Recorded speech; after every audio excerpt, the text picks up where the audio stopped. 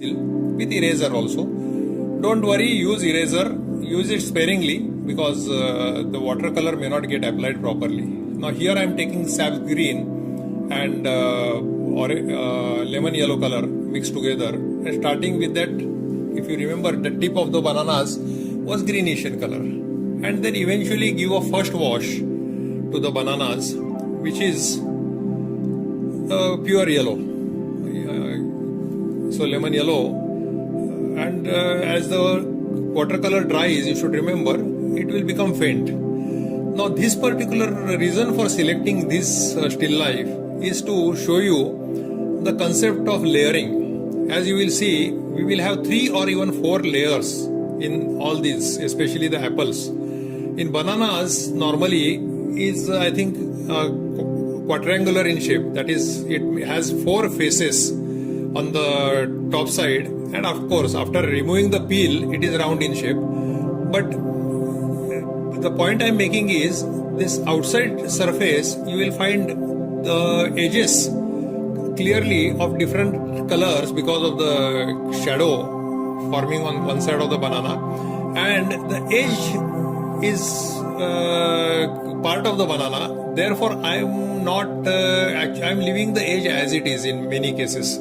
Especially this 4th banana from the top, you can see that edge I have left as it is. In my earlier video on the landscape, you must have seen that most of the edges I had smoothed out. But some places in nature you will find edges are there. So there you can keep those edges. In banana, for example, if it is having a 4 surfaces outside and they are having edges, you can keep those edges. Now this particular color is yellow ochre, slightly a darker shade of a yellow is available in your box maybe, and then we have added little bit of brown to that. In brown we have 3-4 shades actually. So in this case, this is a burnt umber color I have added. The top of that banana, this is not black. I have prepared this using ultramarine blue, red, and burnt sienna. Burnt sienna is also a type of brown color. So all these colors put together, I think I'll run one of the demonstrations later on how to prepare colors, and I will show you. Typically, most of you may require about 10-12 shades in nature. I will show you how to prepare them, and you can refer to that video anytime you want to prepare those shades. Now this particular dark color, I have added little bit of Paynes grey because it's quite dark for the edges of the bananas. Now at the end of the bananas. Now this particular in between the bananas you find there is a quite dark shade, and you will also see that I am painting this in one single stroke. This is very important. What happens is, when all of us, whenever we are new, we are having less confidence, and it's the confidence which actually makes us put those lines in the form of one by one small lines, and they don't give a clear crisp edge. See, look at this. See, now look at the line. Now I am trying to take a feel of it, and one single stroke you get a line. Don't paint small lines, then it doesn't look good. Right, so these are the edges. Now this particular edge, and I have smoothed it out. This is the process you should follow wherever you don't want many edges. Just now I used the tissue paper to remove excess my wrong extra black painting which I had done. Now banana normally will have a lot of dark spots on the edges, or maybe even the flat surfaces. As they ripen, these black spots get generated. If you paint those in detail, then it gives a feel as if lot of work has been done on this painting, and it adds to the natural flavor of anything. It could be landscape, it could be cityscape, it could be still life like bananas, fruits, flowers, whatever. Detailing is very important. As you must have noticed, I would have spent hardly any time on giving that first wash. Most of the time I am right now spending on detailing, and see that top portion right now I'm painting, which I had painted some time back, but which turned out to be again automatically become lighter as it dried. So I have to make it again dark. I think this is the second time, but my feeling is that we may have to give it a third layer also. Let us see. Now there is some line there I have drawn on the top side, but that line eventually I'll smoothen out. So here the detailing is going on. The bananas on the right hand side, the light is coming from 2 o'clock direction, that is top right side. So the bananas on the left hand side, especially the lateral surface, side surface, will be having a darker shades. The first banana may have little lesser dark, but the last banana, 1, 2, 3, 4, 5, 6th banana will have much darker shade. You have to remember always where the light is coming from and accordingly keep on painting. Now this is again a sap green, little bit more and very little touch of lemon yellow. Now I think this could be the last layer as far as that sap green stems are concerned, banana stems. And the bottom portion of the banana is having a little bit of greenish flavor, but also mainly they are yellow. So look at the earlier layer, which has become softer now. So I have to add this additional yellow and greens so that evenly that green color should fade and yellow should be taking over. So look how I am doing that. The top green, I am ironing it out, I am sort of smoothening it out, and from bottom I have started with the yellow. Now see, I pushed the brush, I actually removed the color totally from that brush and I rubbed it on that so that it forms those black dots on the stem. This is a dry brush technique. Now I am adding some yellow color just to give a finishing touch to that.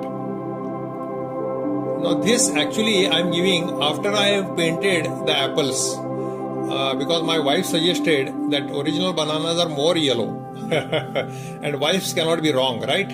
So so I had to do that. So that's why you find apple painted. Now I am starting over with the apple.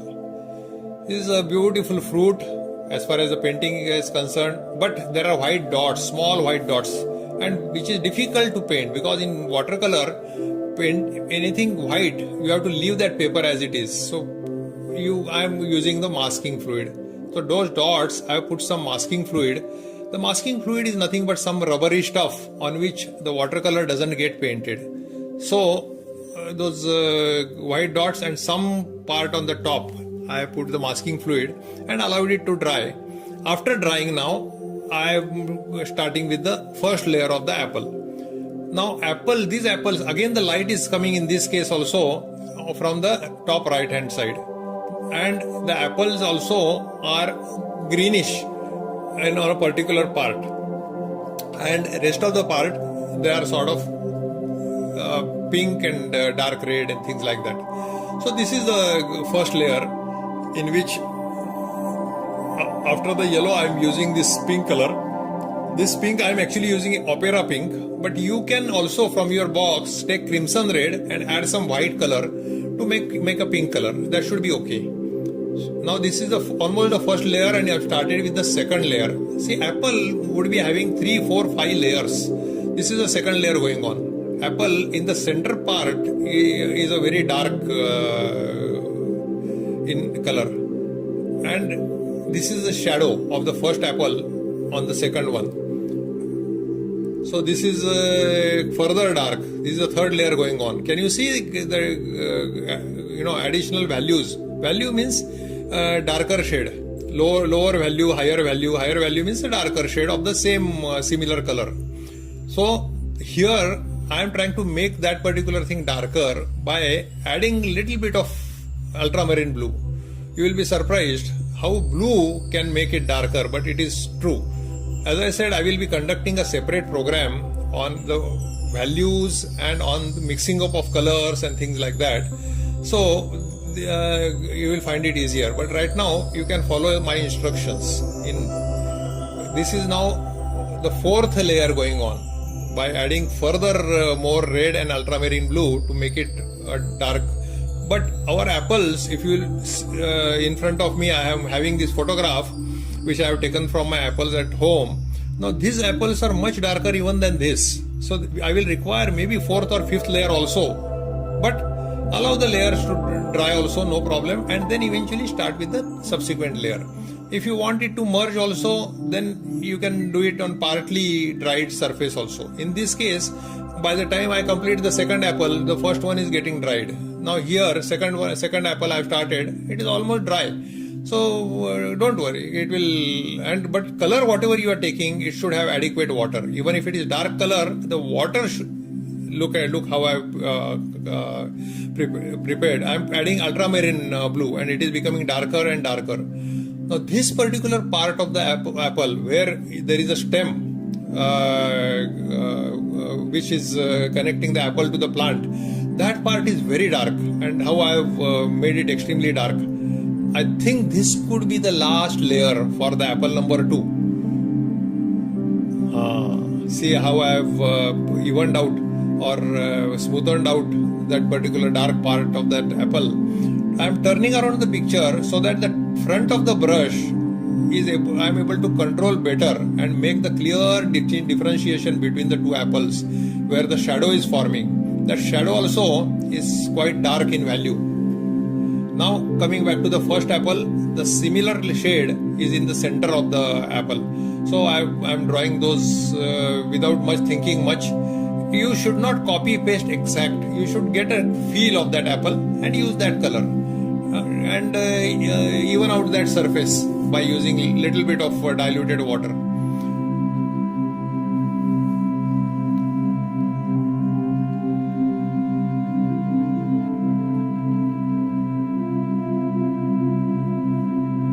See, now it is dried. Now with my finger I am removing that masking fluid. It comes out in the form of a small rubbery thing, and you can see the white dots. But actually these white dots are too white. They should be little bit pink. At a later part I think I will make it pink. I am continuing with the rest of the part of the apple. Now this particular part of the apple as compared to the second apple is lighter. Can you tell me why? Because the light is coming from the top right hand side. You should always remember the apple on the left hand side will be darker and on the right hand side will be lighter. This is a bud. See, I am drawing only the left hand side, and the right hand side I have left that yellowish mark because the bud is shining because of that light falling on that. So I have left that particular part as it is. This edge I am trying to even out because the paper is rough. You get the rough surface at the edges. So you may have to, here I am trying to make these white dots pink.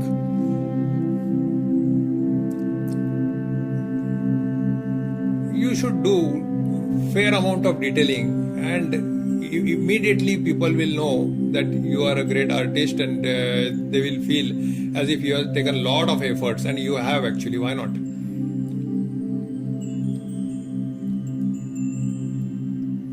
I've tried to increase that particular value of the second apple.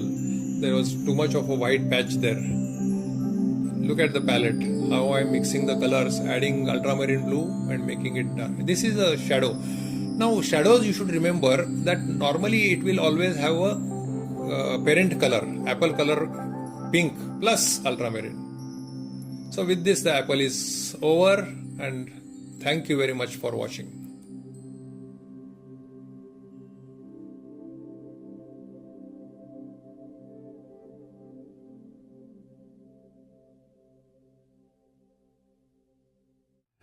Thanks for joining. I have watercolor painting videos especially for beginners, which I post on every Wednesday and Friday. Please do join. Thank you for joining again. See you. This is Anil signing off.